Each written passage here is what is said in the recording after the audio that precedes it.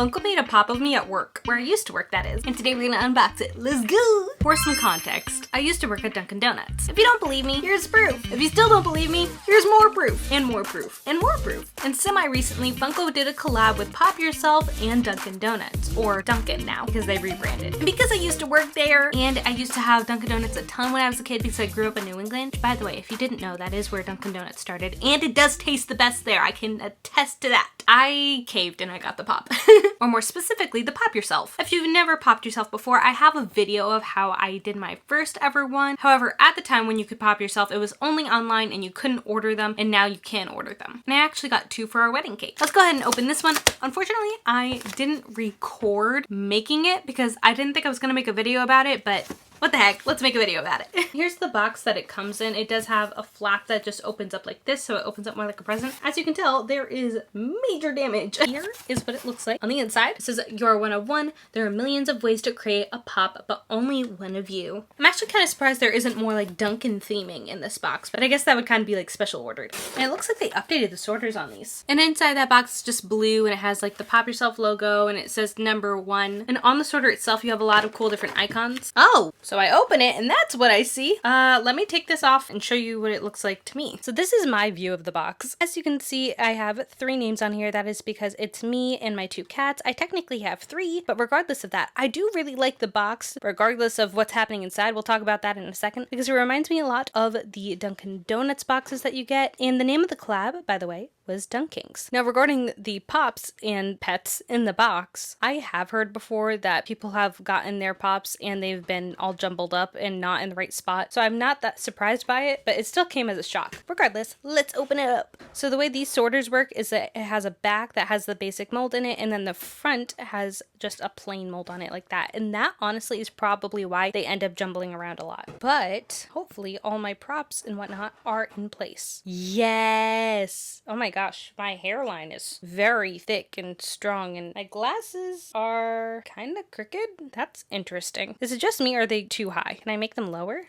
It feels like they're glued in place, so I don't think I can. I might try to like unstick them though and re-glue them if that's possible. But I'm still super excited about this. Oh my gosh, look! So of course you have your DunKINGs glasses. You have your iced coffee, which for me would either have mocha or caramel and oat milk, extra oat milk. And then we have our donuts. But I got the whole outfit. I got all the Dunkin' swag. And here's what the back looks like. You have a bunch of different icons, like the donut with the DunKINGs logo on it. Dunkin', Dunkin', Dunkin', another donut, and the double D for dozen donuts, or Dunkin' Donuts.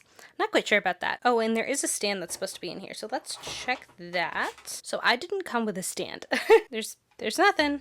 That's a little awkward. I'm checking everywhere. I feel like it's supposed to be right here, and it's not. I don't really know what to do about that. But let's also look at the pets. Before the pets, they aren't really customizable. You can just pick which ones you want, and that's about it. So this one right here is my black cat Nala, and unfortunately, even though they have 1,000 different dogs, they don't have a lot of different cats, and they don't have a calico cat, so I got a white one, and I'm going to customize it so it looks like my cat Nunnally, or Nunu, which is the way we type out her name because her name gets really long compared to the others. Look, we're twins.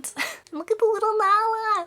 And soon to be Nunnally. I'm pretty sure these are the same size as the Bitty Pops. Wait, so I don't show it off often, but I actually have a Bitty Pop vending machine, and it doesn't actually dispense anything, but it is a really cool way to show all your Bitty Pops. One of my Mickeys actually came out of box, so this is a great time to fix that and show you. But this is Conductor Mickey, and here is Nala right next to him. It literally is the same size, I'm pretty sure. I think they might have sized him down like the smallest bit more just because they had more body they needed to fit, but that's crazy. They're like bitty pets. Because what I was expecting when I got these was for them to be the same size as my Luna from the Sailor Moon, and these are nowhere near the same size. That's crazy. They're so small. I like that they have their own little base stands though, because some of the pets don't always stand out. So here's everything side by side. Ignore all the clutter in the background from unboxing things, but there's my Pop Yourself. There are the 2 little pets. Here is one of the Bitty Pops, and then here is a normal pop pet. You can really see the size difference there. I guess maybe now you can call these bitty pets, or not because they aren't advertised as such, but still. I love that now we can add our pets, even though I wish we had more selections for the cats. Please, Funko. Thank you. So I think I'm gonna put her here and the cat Donuts because I want it to be viewable during my work meetings, and this is my background, but